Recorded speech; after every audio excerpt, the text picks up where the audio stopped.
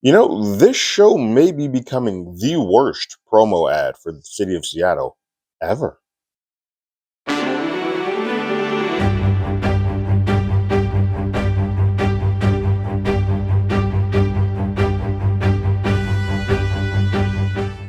Hello, everyone. Terrence here with Hollywood Already Did It. If you haven't already, go ahead, like, share, subscribe to the channel, leave a comment, ring that bell below. Anytime we have something, you will be among the first to know. Episode 5 of the second season of Last of Us is here. It is called Feel Her Love.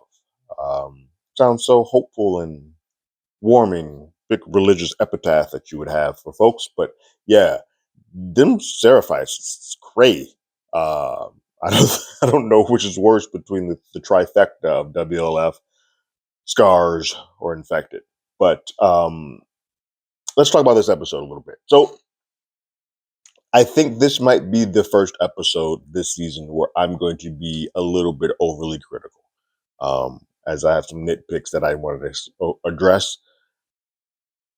A lot of it is coming off of last episode being so good. Like last episode for me, episode 4 was just the best episode they've had this season.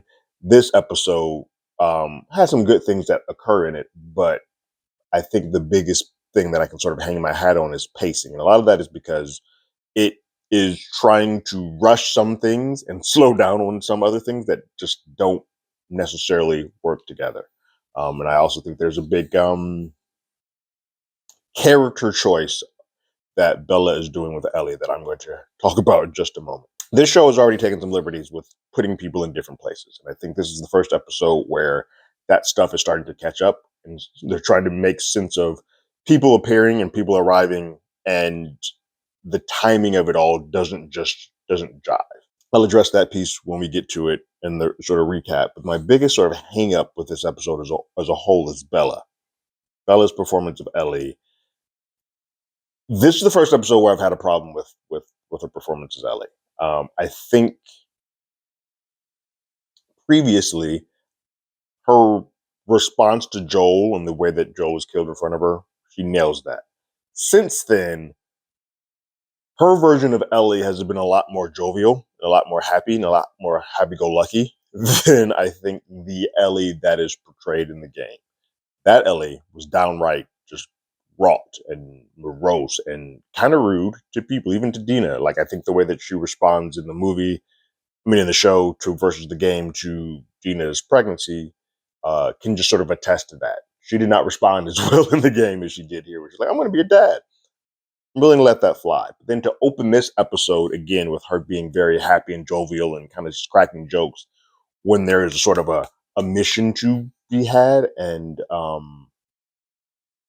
it just feels disingenuous. And so when we get to points where we're supposed to believe that Ellie is back on this revenge tour again, it's very herky-jerky because I'm like, well, 2 seconds ago she was cracking wise. And yes, don't get me wrong, I do think in the midst of being hurt or with grief, there are moments of levity. You have to kind of laugh to get through the pain. But that's not what's happening here. She's just playing this as being almost a 15-year-old.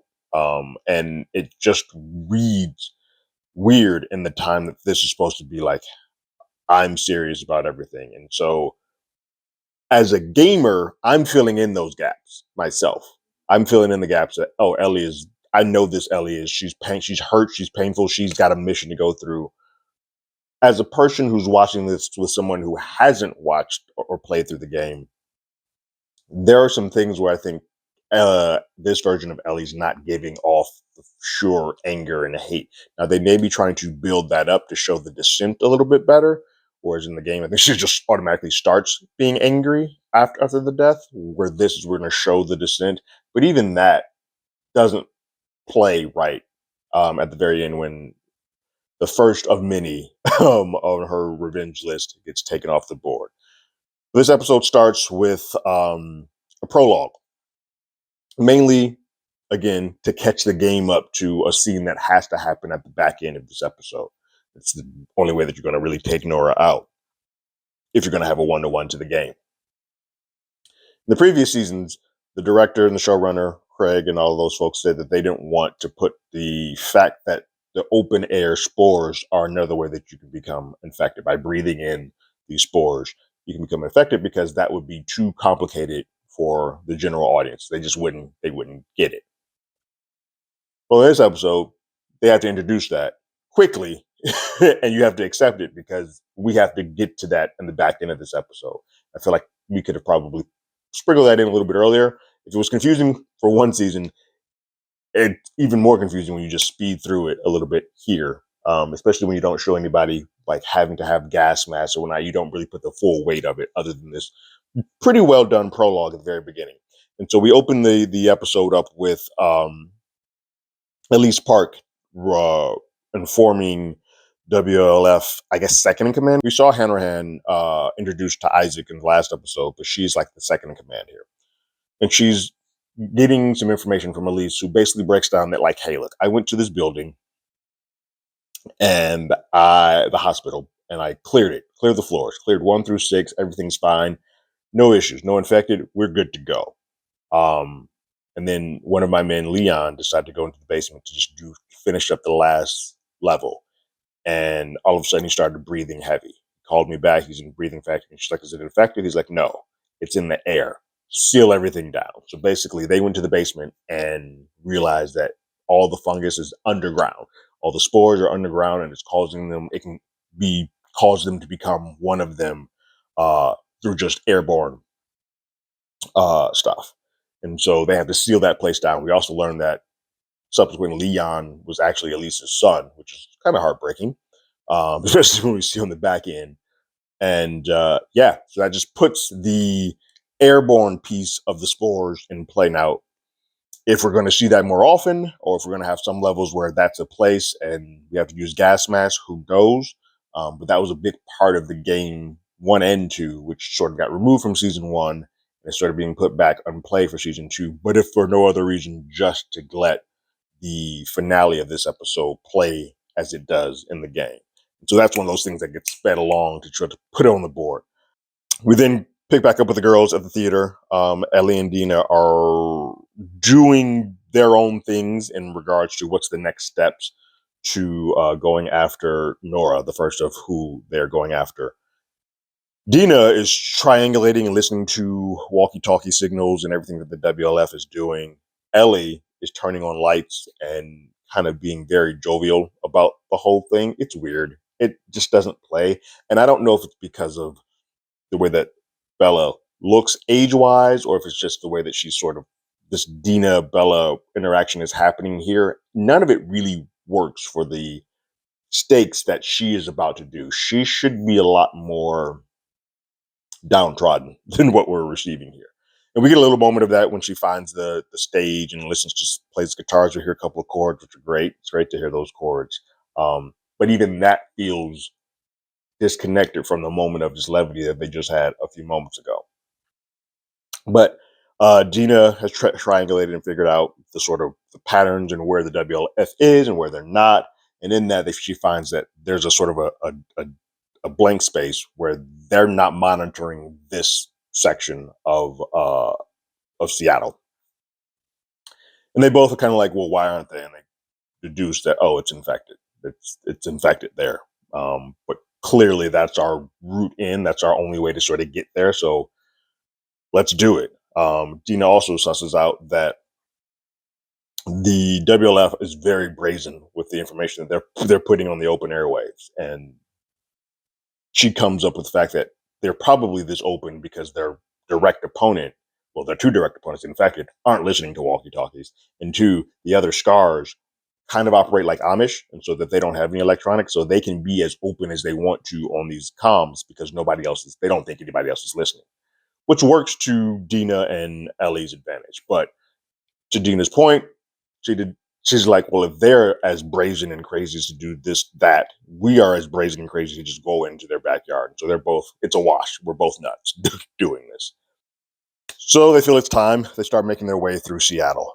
They see some crazy stuff on the streets of Seattle. Yeah, we see a Feel Her Love mural painted on the wall with a bunch of people who have been murdered. We can tell that Seattle has been just this 3-man battle between the infected, the WLF, and the Seraphites, and no one is sort of coming out the window. So if you're this weird outsider coming in, you're automatically going to be thought to be on the other side with someone else. And so there's really no safe spot for you here. Because of the bodies, because they see them all, Ellie immediately sort of has a come to Jesus moment. Like, I can't be, you shouldn't be out here. Like, why are you here? You're pregnant with our child. You shouldn't be up to this. And then Dina, this is where this is weird. Because a lot of this part stuff isn't in the game because Dina spends the majority of her time at the theater in the game. So here, Dina has to sort of be the one to talk Ellie back up to knowing what the purpose is of what she's doing, which just feels odd to me as a person who's played the game.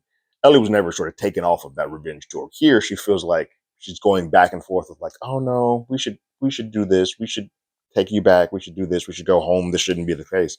And Dina is the one who's like, look, my first kill, I had to kill somebody who was effing up my parents. If I didn't kill them, if I didn't take care of, if I didn't handle the business, I would have gone after them and spent every waking day of my life trying to find them. I don't know what Joe, whatever he did isn't as bad enough to what he got. And so you need to push forward. And I'm here with you if you want me to be with, and I'm here to go back if you want me to go back. But you need to step up and go do this. And that doesn't work for me. I feel like Ellie should be there already. We shouldn't have to have Dina to give her this pep talk to say, get back in the game, get your head in the game, screw this baby real quick. You got to go kill these mothers. But it happens here. They continue on and move on to the location of the hospital. They move to the unpatrolled building and they get their access in. They go in and quickly learn that it is unpatrolled for good reason. It is crawling with infected. But it's a smart infected, those ones that she saw back at the store when she got bit. And they're triangulating, they're maneuvering, they're fast, they're putting in their marks of how they're going to get both Dina and Ellie. Ellie says, hey, Dina, there is a electrical gate over there that you can lock yourself in. Go. And Dina's like, I can't leave you. And Ellie's like, I can get bit several times and be fine. You can't. Get over there. So she sends her over there. She makes it her way, locks herself in, and they start coming after the cage. They are dead to rights. There's about 4 peeling at the steel cage to pull back to get a hold of Dina.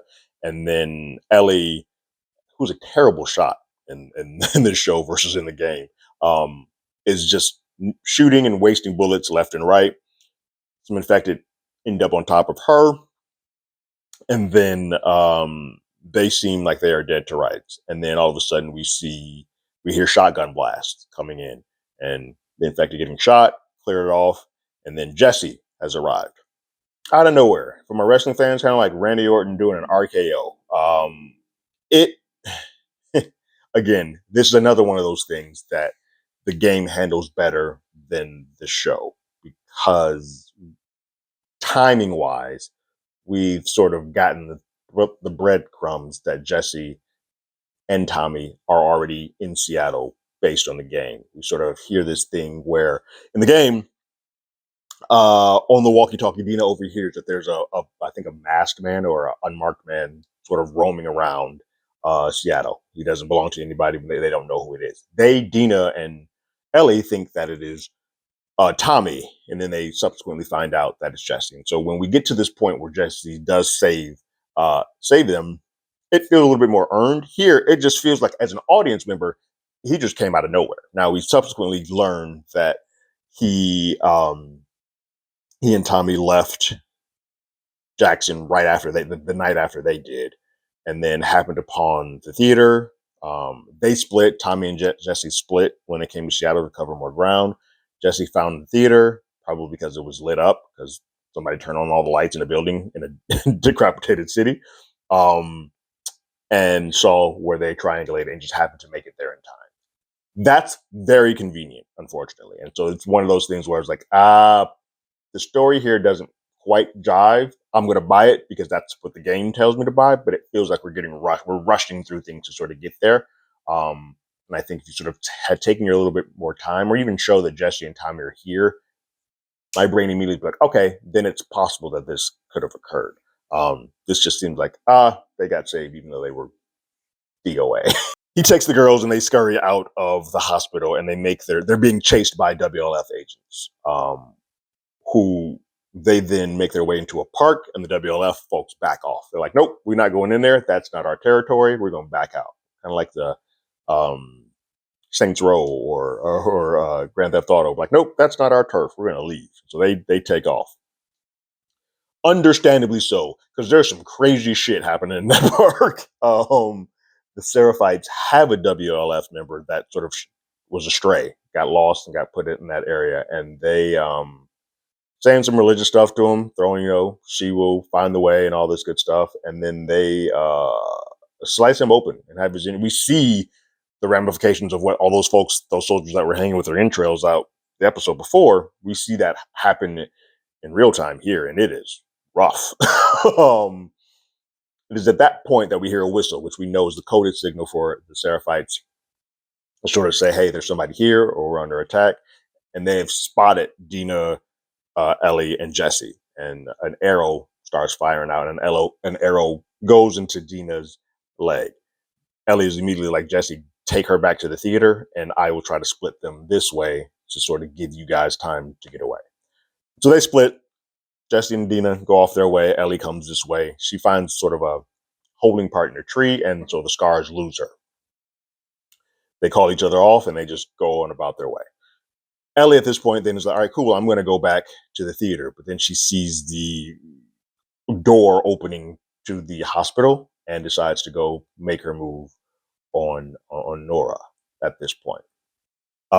We see, from my gamers, we see a cool recreation of the hide in the grass versus the dogs scenario that she has to sort of break into the hospital, but it's real easy for her to get in there.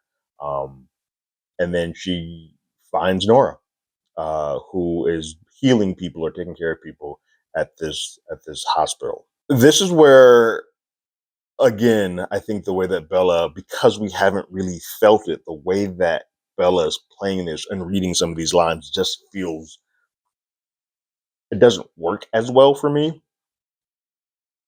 She puts in a few where's Abby's, but one of the most harrowing parts in the game is when it's Ellie coming out of the shadows with a gun on Nora, like, you remember me? And then pauses for a moment and says, yeah, you remember me. I don't get that feeling here. A lot of it's because it's too quick of a line reading. She's like, you remember me? Yeah, you remember me. Like, it's no pause or breath between there. There's no gravitas at all to anything that Ellie is doing right now. I think that is starting to bug me a bit, because at this point we should feel like Ellie is starting to go into this descent of madness where, like, hey, can she be pulled back? Like, what is about to happen? This girl is losing it. You need to feel that. Where here it feels like, I'm doing this because, my girl gave me a pep talk and I think I need to kill you because I want to go find Abby. It just doesn't feel as heavy on her heart or earned here. But from this point on, it does play a little bit like the Nora sequence that happens in the game. Nora starts speaking ill on Joel as a diversion to sort of get into the feelings of Ellie, and then a chase ensues. Now, I do think it's a bit of a shortened chase here because we're rushing through things because we put this at the tail end of an episode, but the idea of it still plays. But Nora's chasing with just saying intruder, telling WLF folks to shoot. It's pretty intense. And then we get the full circle moment from why we got the prologue at the beginning. Nora, to get away, has to open up the elevator shaft that has been sealed off, and then tries to take the elevator down. It breaks, but she basically snaps the cable, and now the air is open. So, like, the air is coming up, the spores coming up. So you hear the WLF folks break off. They're like, nope, breach has happened. We're no longer contained, and they just take off. Nora goes down further into the basement, which we then see the B2, which was the level that they said was sealed off at the beginning, all comes together. Ellie drops down as well. Ellie, being immune, perfectly fine. Nothing's going to bother her down there. But Nora, well, her fate is sealed at this point. So regardless of whatever Ellie does, Nora's going to die. But we start seeing some pretty harrowing spots of the fungus, and it's overtaking people. And we get to see Leon, Miss Park's son, down there in a bad way. We just see the effect. This is just overgrowing, and how big the underground piece of this has become. And so, uh, while the streets of Seattle look pretty clear because the WLF and Stars have sort of cleaned each other out, what's happening underneath is grimy as hell. But we get to a point where Nora's set up against a wall, and Ellie comes up to her and is still asking about Abby's whereabouts. Like, tell me where Abby is. Tell me where Abby is. And Nora's like, no, I'm not going to give you that. And Nora's like, you just sealed our fate. Like, you idiot. You got us both killed. And Ellie's like, no, I'm going to be good. And that's when Nora, it clicks. They're like, oh, you are real. Like, you are the person, you are the immune girl that everybody has been talking about. And then that's when she deduces that who Joel was to her. And it's like, well, Joel murdered everyone. Like, we could have saved everyone. We could have saved tons of people off the cure that Joel killed. Like, Joel killed the man who could have made a cure from you, and that happened to be Abby's dad. And Ellie's like, yeah, I know. Doesn't read the way that I think she should, but she's like, yeah, I know, because at this point we learn that at some point in history, Ellie has had a conversation with Joel, or just finally grew up and deduced that, yeah, what Joel did wasn't right, or and didn't give her the choice to say, hey, whether I'm going to be in or not. But you guys didn't give him a choice, and you guys just murdered him. So regardless of what Joel did, as bad as it may have been, I am now one-upping that, and I'm going to kill you. So tell me where Abby is. She's like, nah, I'm not going to do that.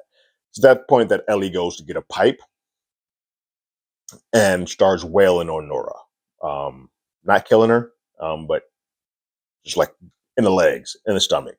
It's her way of sort of torturing her by interrogating her. Um, and then it goes to black. I won't say what happens on the opposite side of that because I do know what this sort of does to Ellie, and whether or not Nora is killed or how far along does she do this before she does do the deed. But again, the main thing that she wants out of this is to find Nora's whereabouts, and so she's going to do that for as long as she can. But like in the game, it goes to black. We don't see what happens immediately right here. And then we go to a cutscene of what appears to be a younger Joel and a younger Ellie at a time when they were both happy. And so what it reads like is that in this sense of madness that Ellie is going, she has to go to a sort of a happy memory, a happy place to kind of get herself out of this. That will work a lot better if on the front end, when she is going crazy, I felt a little bit more of that insanity or that madness creeping up. It doesn't feel like that version of Ellie that's beating the crap out of Nora is that far apart from the younger Nora. I mean, from the younger Ellie that wakes up in the bed with Joel. So that's where a little bit of the disconnect. There needs to be a cleaner difference between the two for this to start working the way that we want. And like, we're already on episode 5, so we only have 2 more episodes before we can kind of get there.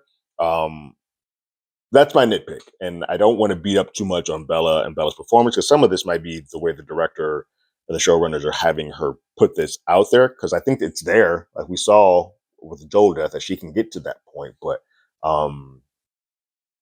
I think with the rushing and the speed and putting people where they need to be to get to the finale of this season is sort of messing up a couple of things, and it's feeling a little bit herky jerky. Doesn't mean I don't like the show. I still enjoy it. I still like parts of this episode. I think the infected sequence is phenomenal in this episode when they're running away. I think everything from the hospital on works, except for when we get to the basement and the way that Ellie sort of meets Nora and the way that she sort of responds and interacts with her. I just need more. I keep going back to the word gravitas, but that's the word that I'm going to lean on because there doesn't seem to be as much weight. It feels like somebody was cosplaying as Ellie as opposed to Ellie. And if you show folks who have not watched the show, I mean, who have not played the game, don't know what I'm talking about, I urge you to go watch just the cutscene. Don't go beyond because I don't want you to spoil anything for you, but just search Nora's death and look at the cutscene from the scene from when Ellie meets Nora in the hospital and does you remember me? Yeah, you remember me. All the way down to the death. It feels like night and day. And that shouldn't be the case. Um, yeah, I'm still going to continue on though. Like I'm in it. I'm excited to see where we go. I also think that they're in a danger. That's spoilery, but if this show were to take a different POV, we'll use that. We'll be a little bit vague here, but if this show was to take a different POV and look at it through the eyes of someone else, I think that actress has a chance to one up and be far more engaging and engrossing than I think we're getting from Bella right now, and that's not a good thing. Because I think the audience should still be behind whatever impetus Ellie has first. But yeah, a decent episode. Not as good as that last episode. I am curious to see how we deal with the ramifications of whatever happened here with Nora. I wink, wink. And to sort of see what Tommy and Jesse's being poured into the mix here at the theater does for their group. What did you guys think about this episode of Last of Us called Feel Her Love? Go ahead and leave your thoughts and comments in the comments below. If you haven't already, you can follow us on X at HollywoodADI. You can hit us up on email at HollywoodAlreadyDidIt@gmail.com. We also have a podcast with the same name. That's on Apple Podcasts, Spotify, anywhere that plays podcasts. We're there. And like always, I got my ticket. You got yours.